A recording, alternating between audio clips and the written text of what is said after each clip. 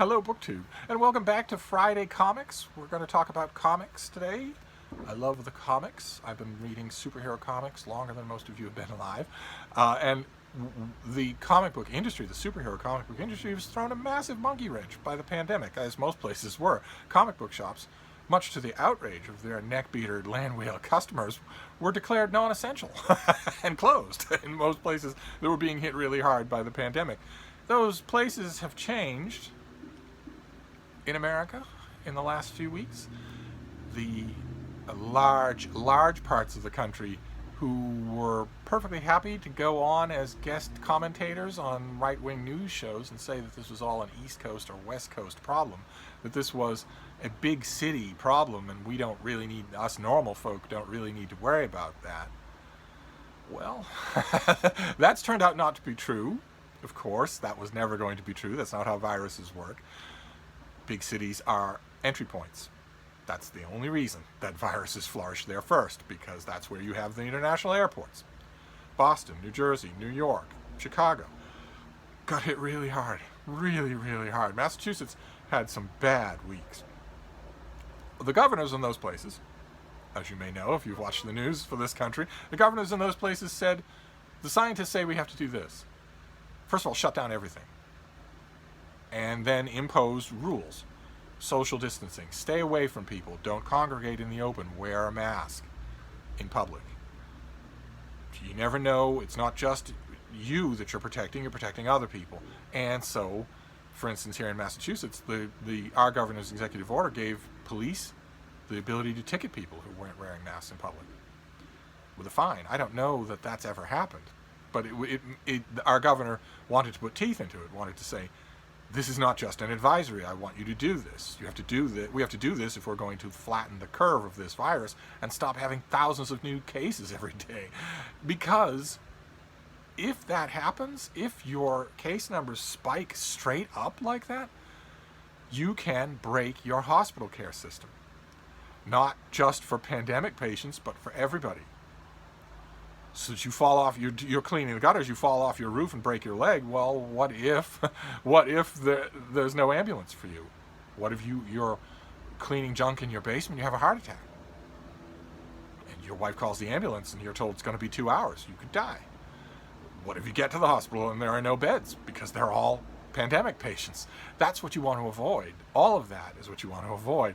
And Massachusetts had a rough time of it, but we have managed to, at least for this first wave, tame our curve, as have most of those other first outbreak places. And now later places, Arizona, Texas, Florida, oh my God. Florida, once again, seeking real hard to take its place as the weirdest state in the union. And that's going a long way. There are states in the union that have a life-size statue of Leonardo da Vinci's The Last Supper, entirely composed of butter. And yet, Florida is routinely the weirdest place in the country. And, those places are now starting to undergo spikes, and a lot of communities that, for the first 5 months of 2020, were saying, we're not making any changes, you can congregate in public if you like, we're certainly not requiring masks or anything like that, are now thinking, well, if we don't do that, we're not going to have any citizens left, so maybe we should do that. But in Massachusetts, the comic book shops closed down. First, they desperately tried not to. They closed their doors and said, we'll do curbside pickup. But that doesn't work if you want to browse. That might work for your subscribers. That might limp you along for a week or two. And it did, but then it stopped. And they stayed closed for a long time. And whatever comics I would have gotten week by week, I just stopped even thinking about it, because there was no way that it was going to happen. But then recently comics have started flowing again, and comic shops have started opening again. So I am thinking about it. But in the meantime, just so my comics talk would not stop on this channel, I went into my long boxes, my long white cardboard boxes that house all of my back issue comic books. Something that comic book fans have wanted me to do on this channel for a long time. Show us your collection. It's not a collection in the same way as my books. I just never got rid of these things, although maybe it is, because I love rereading a lot of them. But one way or another, that's what we've been doing. And that's what we're doing today. I'm just pulling out one handful at a time in the one long box. And today we are benefiting by something that has happened a few times before, which is that a huge chunk of what we're looking at is one thing. And not only one thing, but a lot of these come from the same place. And that thing is the Legion of Superheroes, a 50-year-old DC Comics property about a super team of teenagers 1,000 years in the future. And the Legion began as just a one-shot guest thing. The great Otto Binder came up with just one idea. What would happen if a future team of teenagers, all of whom have superpowers, were to come back 1,000 years into the past to say hi to Superboy, Superman, when he was a boy, teenage Clark Kent in Smallville? What would happen if they did that? And that's what happened in one issue of Adventure Comics. And the 3 Legion members weren't anything all that powerful. They certainly weren't. One of the rules, the unwritten rules, the unspoken rules in the newsroom for the production of Superman and Superboy and Supergirl comics was that the super characters must never encounter anyone who's more powerful than they are. You can put them in a story where they're at a disadvantage. There's a different sun in the sky, different gravity, kryptonite, something that makes them at a disadvantage. But it can't be that in their normal world, just walking or flying around, that Superboy can ever meet someone who is stronger than he is, who has more powers than he does. That was sort of frowned on. Didn't want to do that. The very mercantile attitude behind that unwritten rule was, well, if that's true, if that were ever true, then what would stop fans from chasing after that guy? It's the one who has more powers than Superboy, which showed that the comics at the time in the 1950s weren't interested all that much in character. Large parts of them were still pitched to children. But one way or another, the Legion took off. That initial appearance prompted a cascade of letters to DC Comics from fans all over the country saying, give us more of the Legion. Give us more of the Legion and give us more Legion members. A Legion isn't just 3 kids. There's obviously got to be more. We want more. And that happened. The Legion kept coming back and coming back and coming back. Finally, they got their own feature. The feature got more mail by far than Superboy's own adventures did. And so over the 50 years, the Legion has had many comics, many different comics of its own that would go for a long time, then peter out and get canceled, then get relaunched, then go for a long time, then peter out and get canceled.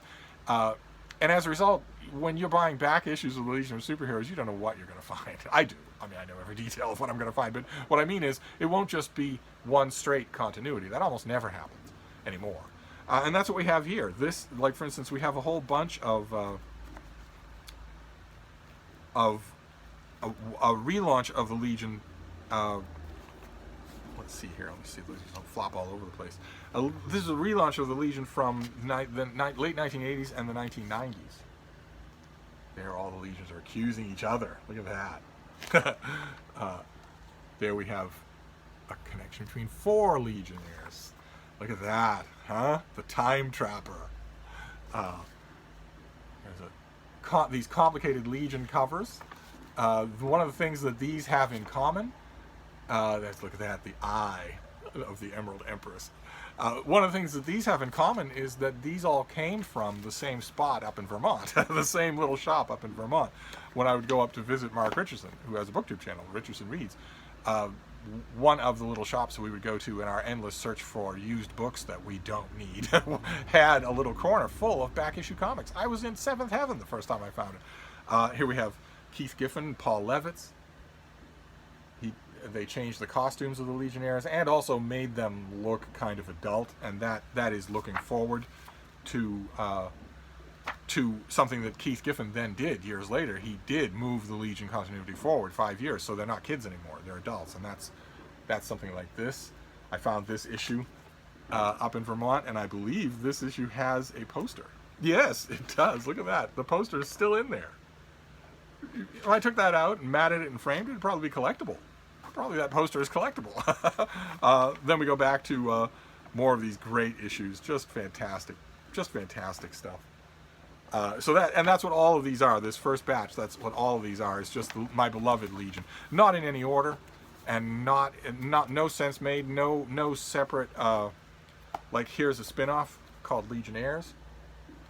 It's just stuck here in the midst of all these other Legion stories. I really should, when I'm done with this back issue tour later on this year, I really should go through and put all my Legion comics together and sort them by era and by arc and whatnot. That's a good idea. I should do that.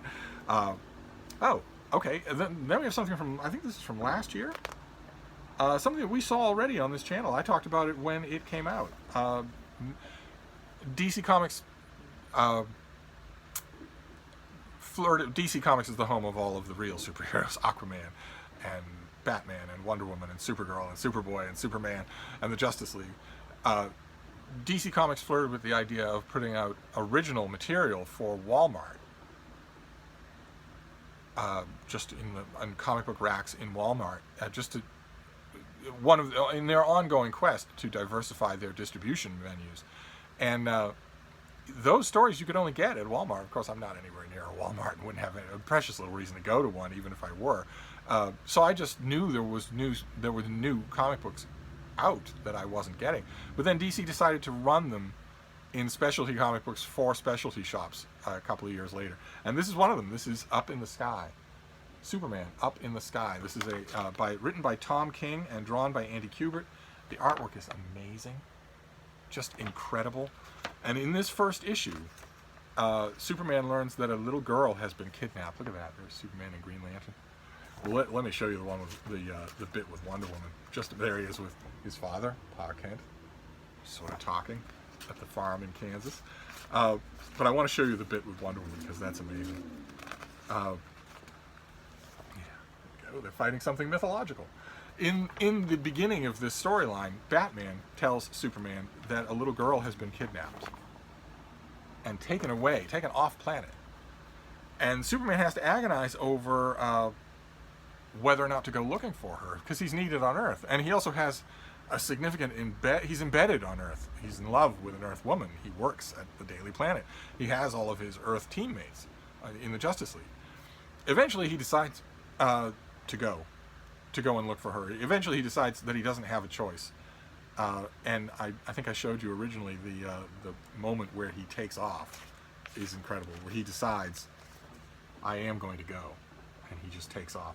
But the thing that I loved about this first issue is that it's all of Superman in one issue.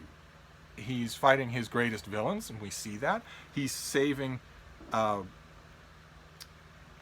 ordinary people from muggers and gunshots and whatnot, and we see that. We see him in his Fortress of Solitude. We meet the Kents. We meet Lois Lane. We see him fighting Doomsday.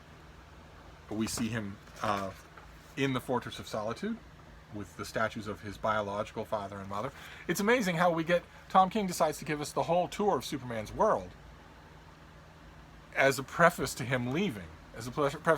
Earth and going on this quest. The rest of the quest had some really good issues and some really boring issues, but this first one I just loved. So I'm glad that I have it, actually. I'm sure that Up in the Sky has been collected into a book by now, but I don't have it. And then the last thing, oh my, this has got to be from one of you. The last thing is great. Absolutely great. Fritz Leiber is a great fantasy and science fiction author. He did his most beloved series is a series of sword and sorcery adventure novels starring Farford and the Grey Mouser, an ill-matched pair of mercenaries who have adventures in Lankmar, in this world that Leiber creates. And it's great. Those books are great. I strongly recommend them. And at one point, a couple of their diehard fans made a graphic novel out of them. At least a miniseries. I'm not sure this has ever been collected. Probably it has been. But this is Farford and the Grey Mouser, written by Howard Chaykin, who is a great figure in comics. Just fantastic. He's an incredible figure, a towering figure on his own, the creator of American Flag. And drawn by Mike Mignola, who after this series went on to create Hellboy. And who this is just amazing stuff. Page after page of amazing stuff. Mignola is he's very good at shadowy, he uses heavy darks better than anybody else in comics today. And this is a 4-issue miniseries of Farford and Grey Mouser. One of you must have sent these to me, because I had these once upon a time and then got rid of them. I sent them to somebody, gave them away. And I think I mentioned that on this channel years ago. And I think one of you maybe had it, or maybe had a double and sent it. I don't remember the details on it. That's the thing I should remember. This is terrific, though. As an adaptation of classic fantasy, this is terrific. Doesn't get any better. It makes me long for a similar pairing of talent to do a similarly beautiful adaptation of Lord of the Rings. That would be great.